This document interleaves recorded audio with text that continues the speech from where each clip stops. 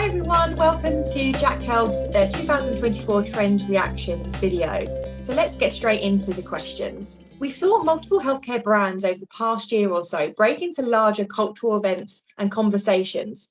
So my question to you both is, were these one-off moments, or will we continue to see brands lean in and tell their stories of how they plan to better humanity on a big stage?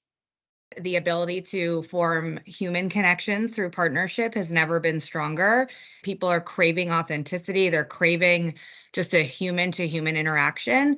And maybe healthcare brands more than anybody, right, need to kind of prove their purpose and prove that they can stand on that stage alongside other, maybe more familiar consumer facing brands. You know, Ashley, your point about proving it, I think, is really, really important, because there's this huge, I think, gap between the purpose that many of these healthcare brands have and the perception of them in the, in the marketplace and by the public. So I think, the ability to do like to be thoughtful about what these sponsorship opportunities be and be authentic about them.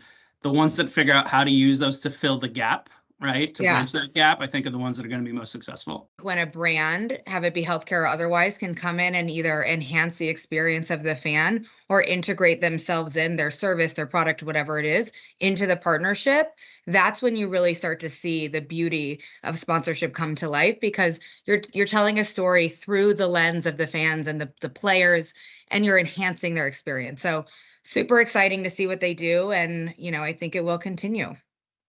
That's great. Thank you both. So my next question. So what are the right conditions for a brand to insert themselves into culture, music, and sport versus the more traditional settings?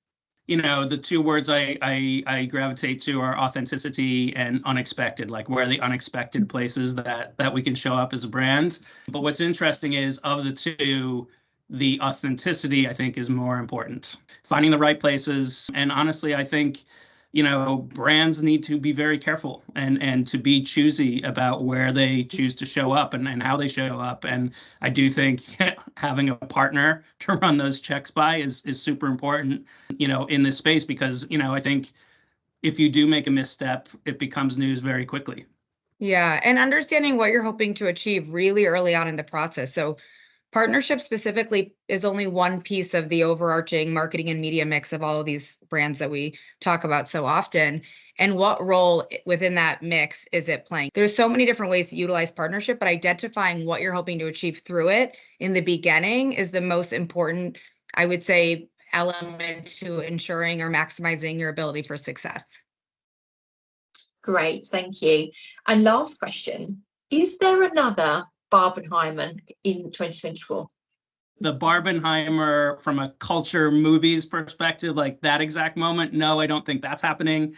But there are some really, interesting, stepping outside of the culture for a second and looking sort of the geopolitical. You do have some really interesting crossover at some interesting moments across a few countries and a few different sort of global issues.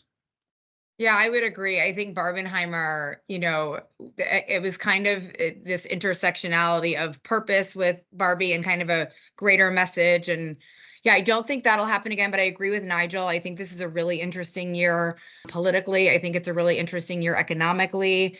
Through the lens I look through, I think it's a really interesting runway for brands who want to have a really prominent presence on a global stage. So that excites me.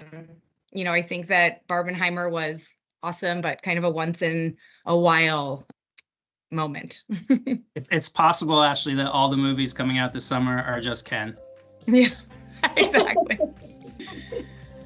Great. Well, on that note, thank you both to our speakers today, Ashley and Nigel. Thank you very much for your time. I really appreciate it. And join us for the next episode. Thanks everyone so much.